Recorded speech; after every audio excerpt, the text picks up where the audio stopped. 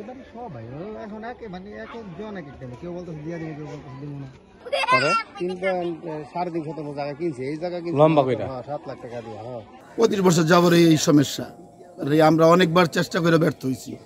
এদের জন্য রাস্তাঘাটের লিগে বহুত করছি আমরা লোকজন মিল্লা এবং মীমাংসা হওয়ার পর এর ব্যবস্থা নেওয়া হয়েছে, কিন্তু এরা আবার এটা আমাদের এলাকা কি বিক্রমপুরের মধ্যে এরকম সিনপাট নাই যে নৌকা দিয়ে এখন চলতে হবে।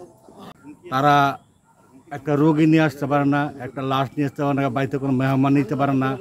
এর আগে যে মহসিনের এক ওয়াইফ প্রেগনেন্ট অবস্থায় নৌকা উঠতে যা স্লিপ খেয়ে তার পেটে ব্যথা পেয়েছি। তারপর তাদের কোনো অনেক মৃত্যু ওষুধ পরে গেছিল বাচ্চারা সহকারে ব্যথা পেয়েছে। হ্যাঁ, তো তার থেকে তাদের সিজার করে তাদের মধ্যে তাদের সিজার করে বাচ্চারা তারা করছে।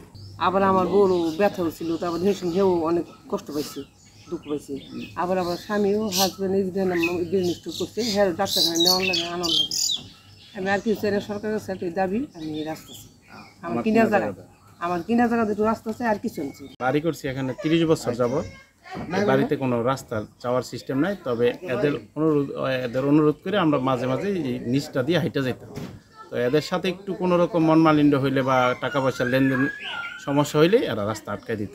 পরবর্তীতে একবারে আটকাই দিল। 25 বছর যাবত আমরা এখন নৌকাদা যাতায়াত করি। নৌকাদা যাতায়াত করতে আমাদের অনেক সমস্যা হয়। আমার আব্বা এখন বৃদ্ধ হয়ে গেছে, ব্রেন স্ট্রোকের রোগী, নৌকায় উঠান যায় না, এবং আমার ওয়াইফ সাঁতার জানে না। আমার বাচ্চাটা এখন মাদ্রাসায় ভর্তি করছি। আমরা খুব সমস্যা হয় যাতায়াত করতে।